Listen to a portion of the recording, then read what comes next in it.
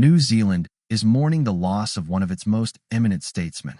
Jim Bolger, who served as Prime Minister through much of the 1990s, has passed away at age 90.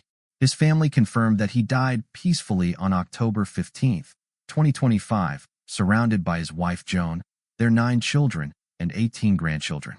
It has now been publicly confirmed that he had battled kidney failure, having undergone dialysis in recent times.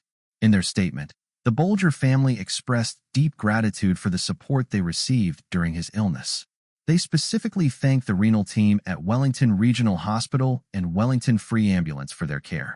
Though his health had been fragile, those close to him say Bolger remained composed, peaceful, and surrounded by love until his final hours. Prime Minister Christopher Luxon described Bolger as a towering figure in New Zealand's political life, a leader of conviction, a reformer of consequence, and a servant of the people.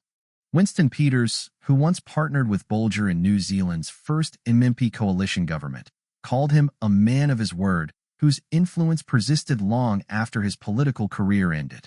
Born in Opunek in 1935 to Irish immigrant parents, Jim Bolger's early life was rooted in farming and community.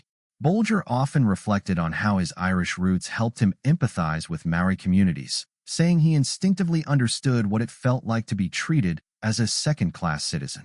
His commitment to cultural respect, redress of historic grievances, and social equity became hallmarks of his leadership.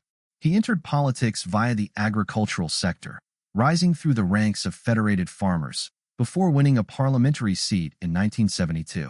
By 1986, Bolger became leader of the National Party, and in 1990 he became Prime Minister. During his 7-year tenure, he led sweeping economic reforms, welfare restructuring, and oversaw the introduction of mixed-member proportional (MMP) voting, reshaping New Zealand's political landscape. Nicknamed the Great Helmsman, Bolger navigated coalition challenges and internal tensions with a steady hand. After leaving the premiership in 1997 and exiting Parliament in 1998, he continued to serve as ambassador to Washington and later in leadership roles at New Zealand Post, Kiwi Bank, and the National Rail Network. Even in his later years, Bolger remained outspoken, warning that unbridled free market capitalism risked destabilizing society.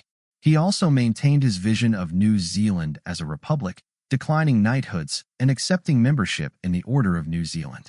In one of his final reflections, Bolger remarked, "I've had a wonderful life, with a wonderful wife and family, and it's all been good." Jim Bolger's passing, following complications from kidney failure, marks the end of an extraordinary chapter in New Zealand's history. He was a reformer, a negotiator, a public servant, and above all a family man. Rest in peace, Jim Bolger. Your legacy will endure.